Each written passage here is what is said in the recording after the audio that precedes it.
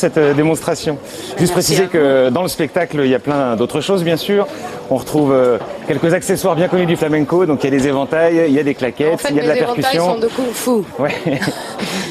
En fait, oui, j'utilise le flamenco. Je viens du flamenco et c'est comme un matériau, c'est comme un diamant que je polis à ma manière. C'est ça qu'il faut expliquer, c'est que donc ça n'est pas du flamenco traditionnel, vous avez pu vous en rendre compte. Loin de là. On est très loin des quarts de touristes qui déboulent en Andalousie pour aller voir du folklore, c'est pas ça du tout. Parce que le flamenco, pour beaucoup, c'est ça, malgré tout. Ah, mais j'ai commencé là-dedans. Déjà, on voit bien, ne serait-ce que par la tenue, il y a un petit peu de transgression. Adieu la jupe gitane avec les petits volants, une petite combinaison un peu sexy, vous jouez un peu sur l'arrogance des regards. Exactement.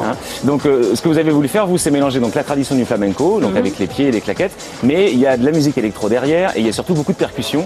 Il y a des numéros absolument étonnants avec des tambours, des boules au bout d'une corde. Vous faites des trucs vraiment très étonnants sur scène. Et vous êtes au Cabaret Sauvage jusqu'à dimanche à 20h30. Exactement. Donc il faut en profiter. Les traditionnalistes du flamenco vous ont pas accusé de dévoyer leur art?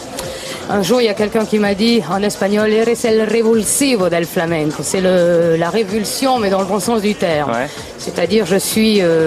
ça peut faire bizarre lorsque quelqu'un s'approprie quelque chose et le transforme complètement. Ceci dit, je crois pas leur faire beaucoup de mal. Mais vous trouviez que ça avait besoin d'être un peu dépoussiéré, tout ça, que c'était un peu trop folklorique, le flamenco, dans l'image qu'on en a? Je ne me permettrai jamais, si ce n'est que moi, ne venant pas de cet univers, je ne suis pas née là-dedans.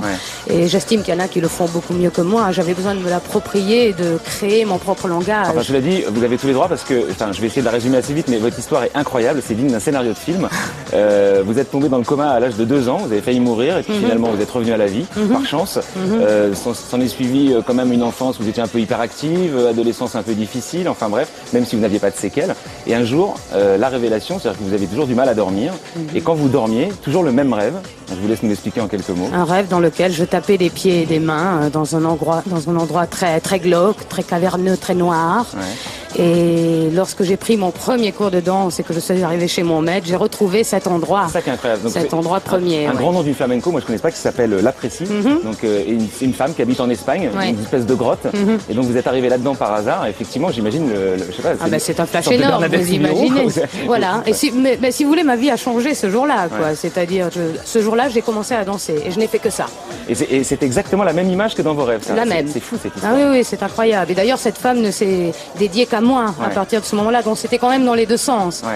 Donc c'était, Et à partir de ce moment-là, le flamenco, ça a été... Je n'ai fait que ça. J'ai fait du flamenco traditionnel pendant des années. J'ai dansé en Espagne pendant des années. J'ai commencé dans les grottes, les vrais. Et vous avez fait ça dans le monde entier. Quels sont vos rêves maintenant que celui-ci s'est exaucé? Mon rêve, faire un album et chanter. Ah ouais? Ouais. Bon, et voilà. Qu'une grotte vous entende. Qu'une grotte m'entende, tout à fait. Vous rêvez ça la nuit en dormant? Ah non, vous toutes les nuits. Chanter, ou pas? Allez, Anna et Arnaud, le spectacle s'appelle Aïe, c'est jusqu'à dimanche au Cabaret Sauvage à 20h30. Allez-y, ça dépote. Merci. Merci beaucoup. On va maintenant retrouver un acteur italien. Il est beau, Stefano Accorsi. Je l'ai croisé dans la loge. Alors pas mal. Allez le voir, peut-être. Mais j'y vais tout de suite, d'ailleurs. Allez, il est avec Blanco. Merci.